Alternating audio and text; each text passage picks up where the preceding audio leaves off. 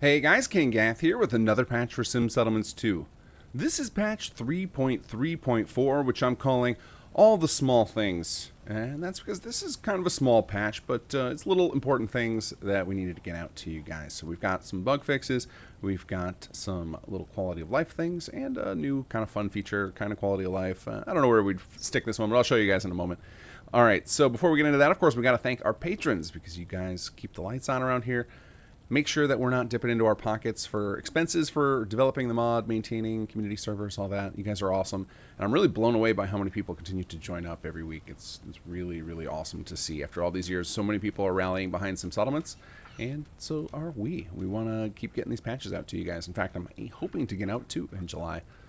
All right, so huge shout out and thanks to Kratz, Crad, Mark Nesbitt, Zach, Leet Speak, let me think, Lazen, I think I got that right, Devariant, J Jessica 20, Roy Chen, Aaron Longbottom. Thank you guys all. And if you signed up recently and I didn't call you out, don't worry, I will shout you out in the next one. Another thing I wanted to mention related to this kind of thing is those of you donated to PayPal this month, I actually took all of that money and I redonated it to the Alzheimer's Association for Wes Johnson's Voice-a-Palooza because I was concerned some of you may have been donating from the Shady Motives page, so I thought, you know what, let's just throw it all over there, give them a little bit of a bump. And if you did check out Shady Motives, the mod that we did make with Wes Johnson earlier in the month, definitely consider donating. There's a link on that mod's description right near the top of the page on Nexus. It'll take you over to the Tiltify page where you can donate money to the Alzheimer's Association to help fight Alzheimer's. All right, let's get into the patch notes. So as always, there's, well, I shouldn't say as always, almost always, there is a workshop framework update. Be sure to grab that if you don't want to get a little warning when you load up into the new SS2 patch.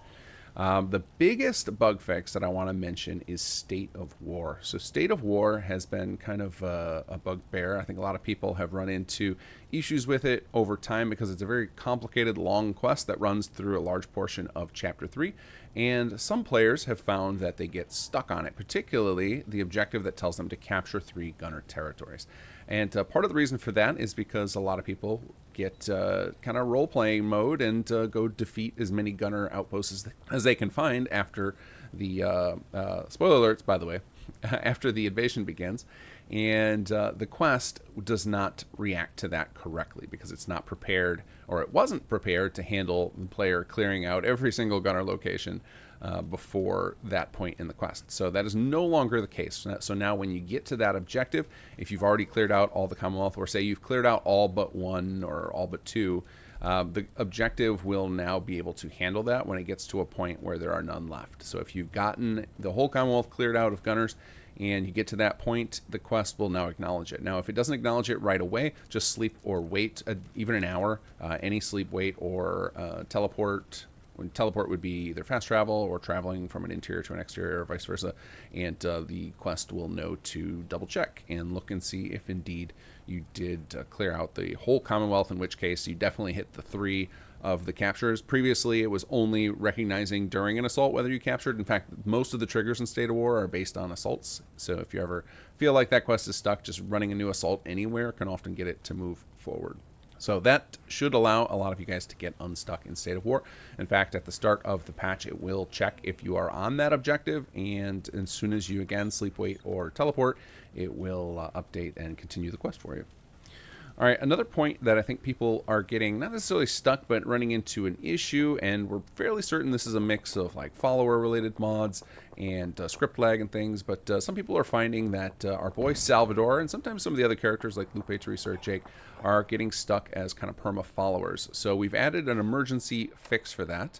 And I say emergency fix because it may cause some unintended issues if you use it at the wrong time. So I kind of buried it in the holotape, but I'll show you guys where it is if you are experiencing one of these perma-follower issues. If you go into the holotape, go down to Tools, Advanced Tools, Quest Fixes, you'll see there's a permanent follower issue, and here you could run the fix.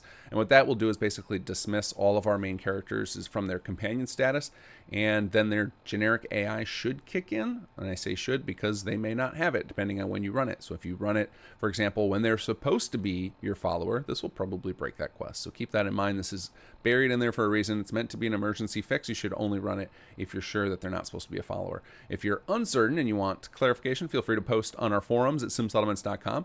And if you do find a place where it seemed correct to use it, but now that you find that the character is stuck somewhere or a quest is not proceeding after you've done this when you thought you used it at the right time, definitely also report that on the forums. It might take us a little while to work out the corner cases where this can cause some issues, and we'll definitely do that. All right, moving on. The next thing I want to show you guys is a little kind of fun thing. So these makeshift watchtowers. You may not even know that you can do these, but inside of territories, you actually have a build mode. You can actually build a few things. Not much. We intend to add more to this in the future, but for now it's just a few things. You can build some basic turrets. You can build these basic communication relays and makeshift watchtowers. And these actually do work with our existing systems. For the watchtower, it adds the defense network, so it will allow your territory to be part of the shared defense system, and basic communication relays allow the settlements to have better communications networks, which help with... Oh, hello, Mr. Postman. We were just talking about you a little while ago.